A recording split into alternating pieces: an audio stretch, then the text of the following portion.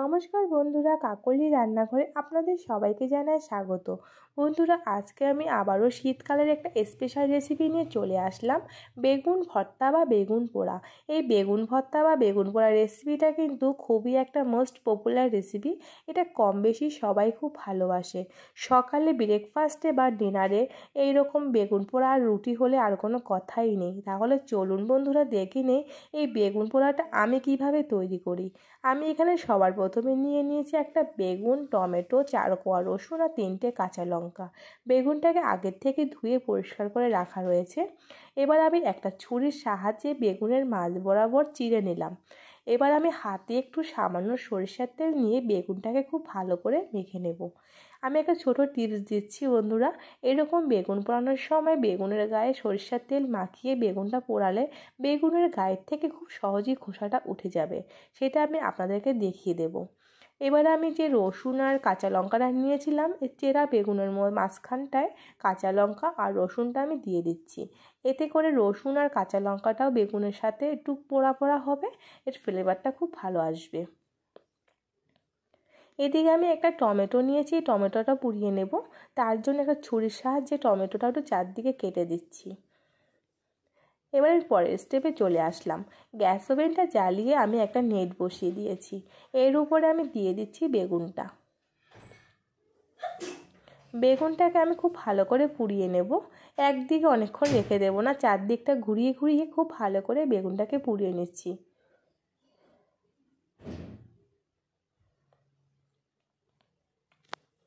বেগুনটা আমার পোড়ানো হয়ে গেছে। এবার এটাকে নামিয়ে নিচ্ছি। এবার আমি টমেটোটাকেও পুড়িয়ে নেব একইভাবে। বন্ধুরা, এবার বেগুন, টমেটো, কাঁচা লঙ্কা, রসুনটা একটু হালকা পোড়া পোড়া করে নিলে এর বেগুন ভর্তার কিন্তু স্বাদটাই অসাধারণ হয়। এখানে বেগুন আর টমেটোটা পুড়িয়ে আমি ঠান্ডা করে নিয়ে চলে আসলাম। এবার আমি দেখিয়ে দেবো বেগুনের গা থেকে তেলটা দেওয়ার কারণে কত সুন্দর করে খোসাটা উঠে যাবে। প্রথমে আমি বেগুনের মধ্যে থেকে রসুন আর কাঁচা লঙ্কাটা বের করে নিলাম। আপনারা দেখেই বুঝতে পারছেন কাঁচা লঙ্কা রসুনটা খুব ভালো করে সেদ্ধ হয়ে গেছে আর একটা পোড়া পোড়া এসছে। এই যে দেখুন কি সুন্দর করে গায়ের থেকে বেগুনের খোসাগুলো উঠে যাচ্ছে। এটা কিন্তু তেলটা দিয়ে পোড়ানোর জন্য এত সুন্দর করে উঠে গেছে। এদিকে আমার বেগুন আর টমেটো খোসাটা ভালো করে ছাড়ানো হয়ে গেছে। এবারে একটা ছুরির সাহায্যে বেগুনের বোটাটা কেটে বাদ করে দিলাম। এবার আমি বেগুনটাকে খুব ভালো করে চেক করে নেব। অনেক সময় বেগুনের মধ্যে পোকা থেকে যায়, তাই ভালো করে দেখে নিতে হয় বেগুনে কোনো পোকা আছে কিনা। এদিকে বেগুনটা একদম ফ্রেশ রয়েছে, কোনো পোকা নেই। এদিকে আমি কাঁচা লঙ্কার বোটাগুলো বাদ করে দিয়ে এবার রসুন আর কাঁচা লঙ্কাটাকে হাতের সাহায্যে খুব ভালো করে ম্যাশ করে নেব। রসুন কাঁচা লঙ্কাটা ম্যাশ করা হয়ে গেছে। ওইদিকে একটা কড়াই গরম বসিয়ে দিয়েছিলাম, কড়াইটা আমার গরম হয়ে গেছে। কড়াইতে দিয়ে দিলাম কিছুটা সরিষার তেল। অবশ্যই বেগুন ভর্তাটা সরিষার তেলেই রান্না করবেন, এতে করে বেগুন ভর্তার ফ্লেভারটা কিন্তু ভালো আসবে। এখানে দুটো মিডিয়াম সাইজের পেঁয়াজ কুচি করে রেখেছিলাম, সেই পেঁয়াজ কুচিটাকে দিয়ে আমি একটু হালকা করে ভেজে নেব।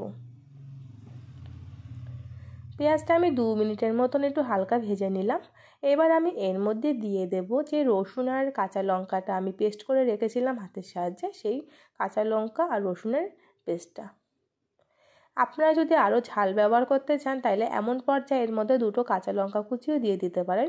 আমার আর ঝাল লাগবে না, তাই আমি ওই পোড়া লঙ্কাটা দিয়েই রান্নাটা করে নিচ্ছি।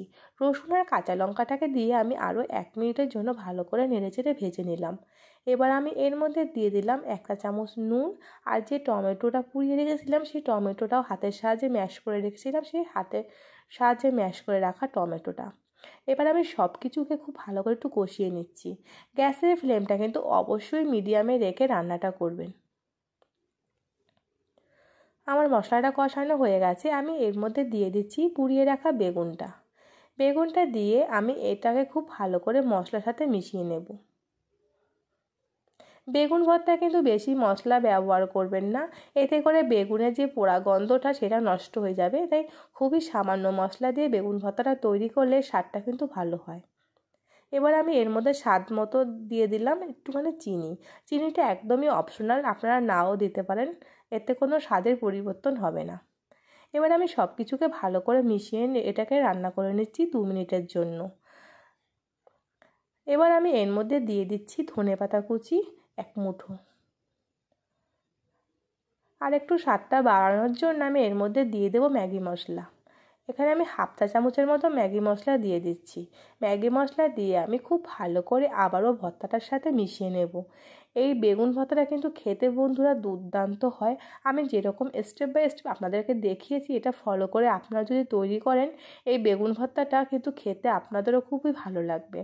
তাহলে বন্ধুরা আজকে আমার এই রেসিপিটা কেমন লাগলো আমাকে ভালো লাগলে কমেন্টে জানাবেন, আর লাইক শেয়ারের অনুরোধ রইল।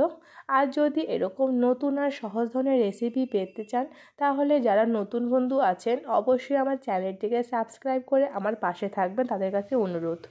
তৈরি হয়ে গেল আমার দারুণ স্বাদের বেগুন ভর্তা বা বেগুন পোড়া রেসিপি। এটা গরম গরম ভাত রুটির সাথে কিন্তু দুর্দান্ত লাগে। এই শীতের দিনে এরকম একটা রেসিপি হলে খুবই ভালো লাগে। তাহলে আজকে এখানেই বিদায় নিচ্ছি, আবার আসবো পরবর্তীতে নতুন কোনো ভিডিও নিয়ে।